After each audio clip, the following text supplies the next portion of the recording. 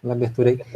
Eu queria só deixar um pouco mais tranquilo essa parte de criação musical, né? Porque eu fui convidado para cuidar desse lado aí e eu acho que talvez alguma expectativa quanto ao que deve ser feito deve estar pairando aí no curso, né?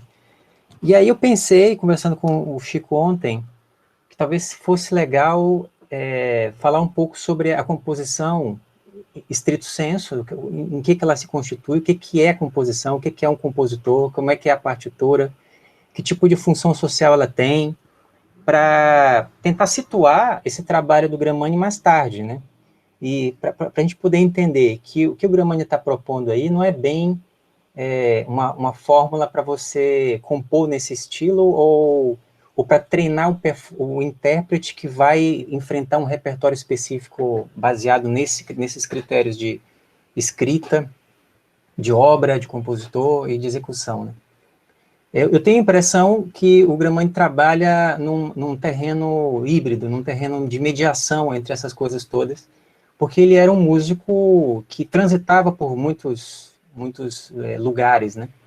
Então você tem em Gramani um músico tradicional, um músico clássico, muito bem resolvido tecnicamente e musicalmente, né? O Gramani é um cara que tocava muito bem bar, tocava muito bem, enfim, o violino, repertório tradicional. Ele é um músico que tocava muito bem rabeca, improvisava muito bem na rabeca. Ele era um músico que tocava música antiga, né? E tocava música antiga num grupo em que se experimentava a ação performática como algo ativo, que era o grupo Anima, lá de Campinas. Você tem essa perspectiva da música antiga, né, de você fazer uma performance historicamente orientada, né? Isso é uma possibilidade. Só que me parece que a melhor maneira de abordar esse repertório, né, e eu acho, na minha opinião, o Anima fazia isso, assim como outros grupos, vocês conhecem o grupo Câmina aqui de João Pessoa também, é um grupo que trabalha um pouco nessa perspectiva, de pensar a ação performática como algo ativo, como algo propositivo e criativo. E esse paradigma de uma ação musical, de um fazer musical que seja criativo e ativo, né, participativo, que demande da pessoa que está fazendo música uma série de tomada de decisões que vão produzir impacto, um impacto formal no resultado, é uma característica do fenômeno musical como um todo, independentemente de época, independentemente de região. Então você tem sempre um músico que é ativo, que coloca as suas ideias e coloca a sua maneira de tocar, sua maneira de conceber a música de forma contundente. O que eu queria trazer para vocês, né, com certeza muitos de vocês conhecem essa história, né, conhecem a maneira como está constituído o campo da música, no que diz respeito à composição musical, mas eu tenho a impressão que ainda existe um certo idealismo da composição musical que talvez eu possa ajudar num diálogo com vocês. Eu sei que cada um de vocês tem uma ideia do que é compor, né? E de qual é a função do compositor na sociedade, qual é a função do intérprete, qual é a função da partitura, qual é a função da obra, né? Desses avatares da nossa área que a gente aprende a enfrentar, a lidar com eles, meio sem perguntar muito de onde é que eles vieram, para que eles servem, porque parece que isso já é uma coisa autoevidente. Existe uma tradição, existe uma maneira de operar, você, quando decide fazer a tal da música formalmente, você acaba sendo passando por aquela sensação de que você está entrando na casa dos outros, que já existe toda uma etiqueta lá dentro e que você precisa aprender as normas para poder atuar da melhor forma possível, né? Para poder jogar o jogo seguindo suas regras e nesse processo você evoluir, você aprender cada vez mais e tal. Agora, ao mesmo tempo, existe uma grande, principalmente dentro do meio acadêmico, uma grande frustração em relação à maneira como isso se dá, né, no decorrer do teu curso. Assim, eu não consigo encontrar, assim, existem exceções, mas não consigo encontrar entre os colegas, desde a minha época de graduação, até os meus alunos hoje, lá da graduação em João Pessoa, uma sensação de satisfação total com o curso, a maneira como ele é aplicado. Muita gente antes de entrar no curso de graduação, tem lá o seu projeto artístico, e isso, de alguma maneira, o impulsiona a entrar no curso de graduação. Chegando lá dentro, ele começa a tentar jogar esse jogo, né, muito respeitosamente, ele aceita a etiqueta da graduação em música, mas no meio do caminho ele vai descobrindo que ele não pode fazer aquilo que ele fazia do jeito que ele pensava que poderia fazer, que é aquela ideia de que, se vinculando formalmente a uma prática musical elaborada e bem resolvida, com pessoas com mais experiência do que ele, etc., ele vai, de certa forma, se libertar de algumas limitações e obstáculos com os quais ele tem que lidar e que faz com que ele tenha a sensação de que está faltando alguma coisa. Quando ele entra no curso, e parece que esses obstáculos crescem cada vez mais. Ele fica numa situação em que é cada vez mais difícil fazer aquilo que ele queria fazer, ou evoluir no sentido que ele queria evoluir. Fica mais difícil, portanto, fazer música depois que você entra no curso de música. Isso é uma impressão geral. Eu sofri isso também na minha graduação, né, lá na Unicamp, e uma das coisas... É que tá uma gritaria aqui.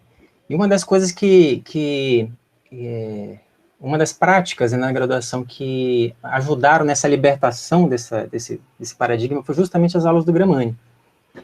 Porque nas aulas do Gramani, você não tinha aquela obrigação de acertar ou errar simplesmente. Ou havia isso, mas isso não era o objetivo principal do que ele queria fazer. Ele queria que a gente, cada um individualmente, se desenvolvesse à sua maneira.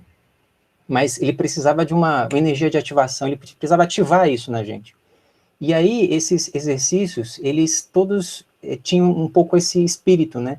De você ir avançando, e avançando, e avançando, e não conseguir, até o momento que você não consegue realizar, e daqui a pouco você retoma esse exercício no outro dia, avança mais um pouquinho, retoma, avança mais um pouquinho, daqui a pouco você já está fazendo coisas que você nem imaginava que era capaz de fazer. Porque quando foi apresentado para você pela primeira vez, aquilo parecia quase que um passe de mágica.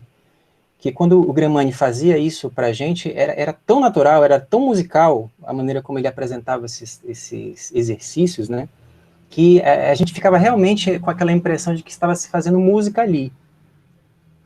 Então, a metodologia do Gramani, ela não estabelece essa estratificação entre uma criação e a performance. Entre o compositor, como alguém que concebe uma coisa em abstrato, que vai ser executada por outra pessoa. Ele está ali trabalhando a tua própria evolução como um indivíduo que pretende fazer música. Então, é um tipo de raciocínio um pouco diferente, bastante diferente, eu diria, em termos paradigmáticos, daquilo que a gente entende por composição e interpretação, devido à nossa tradição conservatorial. E aí, assim, se vocês quiserem me interromper, fiquem à vontade para me interromper, tá? Mas eu vou tentar avançar. Eu separei aqui umas questões, umas afirmações, e eu vou tentar discuti-las em separado. A primeira afirmação é que a composição não é primordial. O que eu quero dizer com isso? Para fazer música, você não precisa que alguém escreva a música para você fazer. Música é feita, e sempre foi feita, partindo de necessidades de contexto. Às vezes é necessário que alguém formalize alguma coisa, às vezes não. Às vezes é suficiente que o músico que toca já tenha uma própria formalização. Isso daí sempre funcionou muito bem, sempre foi uma espécie de, isso sim, um paradigma geral da prática musical. A posição do compositor na história, no registro histórico da música ocidental, vamos falar dela, né, remete desde o século XIV. Mas o que é o compositor desde a primeira vez que ele foi nomeado assim? O compositor nada mais é do que alguém que escreve música. Essa é a definição. O cara que foi chamado de compositor pela primeira vez é o cara que faz isso. Então ele vai lá, anota uma coisa para poder repetir aquela coisa. Essa é a tarefa do compositor. A diferença é que nesse momento aí, século XIV, XV, XVI, XVII, você não tem o compositor como uma figura socialmente prestigiosa. A função do compositor, a profissão de compositor, não é considerada fundamental para a prática musical. Ela é considerada, às vezes, até como uma excentricidade, uma coisa de teóricos. Ela é cultivada dentro da academia, desde aquela época. Ela serve para distinguir alguns indivíduos como pessoas que fazem muito bem isso, mas ela não é uma prática generalizada, não existe um valor intrínseco à ideia de você fixar música num texto musical, na partitura. E a prática musical, mesmo a prática musical polifônica, ela estava apoiada numa normatividade, mas essa normatividade, ela funcionava como uma espécie de facilitador para a execução daquilo que precisava ser executado, principalmente dentro da música vocal religiosa. Então, eu preciso aprender mais do que os cantos que eu vou cantar na igreja, mas eu preciso aprender a improvisar sobre os cantos. E para improvisar sobre os cantos, eu preciso de alguma norma. Essa norma, ela está ali para evitar que você descaracterize o texto, para que você não quebre, não trunque as frases musicais, etc. Então, existem manuais de polifonia antes do século XVIII que tratam de improvisação. A improvisação, esse é um outro item que está separado aqui para mim, é assim, a improvisação é um fenômeno geral. É a partir de uma prática musical livre que você depois vai formalizando as coisas, seguindo certas necessidades de contexto. Então, quando você ouve dizer que a notação musical é uma espécie de superação de uma deficiência da prática musical, desconfie desse discurso. Na verdade, a notação musical ela é algo que está atrelado à prática, como uma espécie de facilitador ou de uma ajuda para que você atinja o objetivo musical que você quer atingir. E ela sempre teve essa finalidade. Quando você vê a escrita neumática, né, sobre um texto em latim, aquela escrita neumática, ela está ali para garantir que você vai pronunciar bem o latim, que você vai colocar os acentos no lugar correto, que você vai apoiar no lugar correto. A notação musical, ela vai no mesmo momento, ajudando você a cantar corretamente o texto em latim com uma acentuação correta. No momento em que o Sacro Império Romano estava dominando regiões da Europa que falavam idiomas completamente diferentes. Então, para garantir que as pessoas falassem a mesma língua, os neumas começaram a ser usados como esse facilitador, como métodos pedagógicos para te ensinar a cantar, né? E a evolução disso não se deu no sentido de valorizar a obra como coisa acabada, nem o compositor como figura central na sociedade. A evolução disso se deu para você conseguir garantir uma prática musical cada vez mais exigente, mais complexa, mas sem abrir mão da ideia de liberdade, de improvisação, da liberdade de execução. Essa liberdade era considerada uma coisa importantíssima, e isso distinguia o bom músico do mau músico até o século XVIII, ao ponto de você chegar numa espécie de culto do virtuose na metade do século XVIII. Então, eu queria dizer, a composição não é primordial, né? A notação musical não é autônoma, ela é algo funcional, ela está em função de alguma coisa. A obra musical é um conceito histórico e normativo. A obra musical é um conceito moderno. Aliás, eu diria mais do que moderno, é um conceito contemporâneo, no sentido em que a era contemporânea é iniciada com a Revolução Francesa. A ideia de obra musical, ela vem como uma necessidade de mercado, né? Eu preciso fazer coincidir com o texto musical um produto que eu possa adquirir para levar para casa. Essa necessidade veio de uma classe que estava se estabelecendo como uma nova elite econômica, política e social, que era a burguesia na virada do século XVIII e XIX, que exigia um consumo de cultura de alto nível, um consumo de cultura compatível com o consumo cultural da corte. Então havia uma perspectiva por parte da burguesia de participar disso, mas ela não fazia parte formalmente desse negócio. Só que ela tinha poder econômico para simular, dentro dos seus ambientes de fruição artística, uma ideia de música aristocrática que precisava ser cultivada. Essa burguesia, ao mesmo tempo, ela pretendeu se desvincular da necessidade da contratação do músico profissional. E nesse processo, ela promoveu uma democratização enorme do fenômeno musical. A ideia era que a própria classe média, vou chamar de classe média, mas a própria burguesia fosse capaz de executar aquele repertório. E ela estava disposta a pagar por isso. Isso se transformou num mercado muito próspero na segunda metade do século XVIII, e que era uma coisa que não existia em alto nível, né, e não podia ser um fator de de garantia econômica para o compositor, mas passou a ser a partir da segunda metade do século XVIII.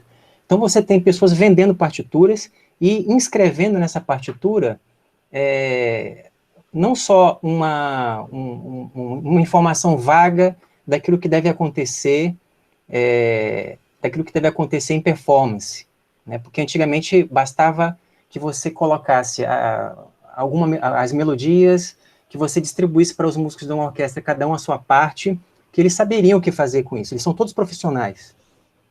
Nesse momento, o paradigma está mudando. Eles estão deixando de ser profissionais para serem amadores. E amadores bancados com uma grana que tinha condições de estabelecer um novo nicho de mercado para o compositor. E ele abraçou isso com todas as forças. Só que a burguesia exigia dele que esse produto que ela vai comprar fosse um produto que, ao mesmo tempo, fosse tecnicamente acessível e, ao mesmo tempo, tivesse um conteúdo artístico, estético, comprovado. Porque ele queria mostrar, lá na casa dele, onde tinha os saraus, que a família dele cultivava grande música. E foi aí que prosperou a sonata para piano, que é o formato mais prático, né, para que isso acontecesse.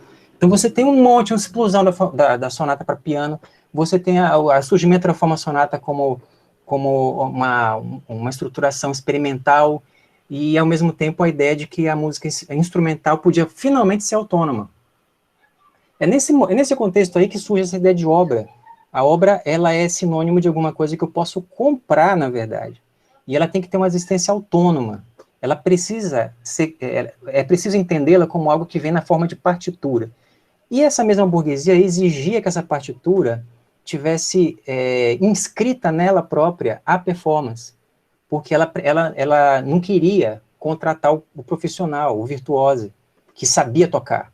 Não, ele queria que tudo tivesse inscrito lá, para que, quando ele tocasse, ele não errasse, para que a performance dele, que ele fosse apresentar para a sociedade, fosse uma boa performance. Então, existe uma espécie de autonomia da obra musical enquanto commodity, e, ao mesmo tempo, uma autonomia do compositor enquanto sujeito criador, que ele tá sendo criado aí também, o compositor, enquanto figura relevante. Nesse momento, o compositor vira uma espécie de gênio, uma espécie de semideus, que é capaz de criar do nada uma música, e essa música ganha autonomia, né? A autonomia da obra musical é um dado quase divino da capacidade desse compositor, desse novo personagem social que veio com a burguesia, de se expressar de forma objetiva, expressar suas ideias de forma objetiva. Então, esse arranjo, né, em que eu tenho uma pessoa capaz de fazer isso, a partitura como coisa autônoma, a ideia de democratização do fazer musical, nesse cadinho que vem a constituição do conservatório como uma instância de treino para que tudo isso aconteça. A burguesia cria uma escola de música que vai ensinar como é que se toca essa nova música, né? E a gente está aí diante de um paradigma que rege as nossas relações dentro do campo da música. Foi isso que a gente naturalizou. Mas o sentido dessa minha fala aqui é dizer o seguinte: todas essas relações são contextuais, todas as relações são históricas. Algumas delas, inclusive, têm data de nascimento. Por exemplo, a partitura enquanto sinônimo de obra, pela primeira vez, apareceu pela primeira vez em 1788. Tem um compositor obscuro lá que resolveu escrever na partitura a ornamentação da peça, né? E fez isso por demanda, e fez isso por encomenda.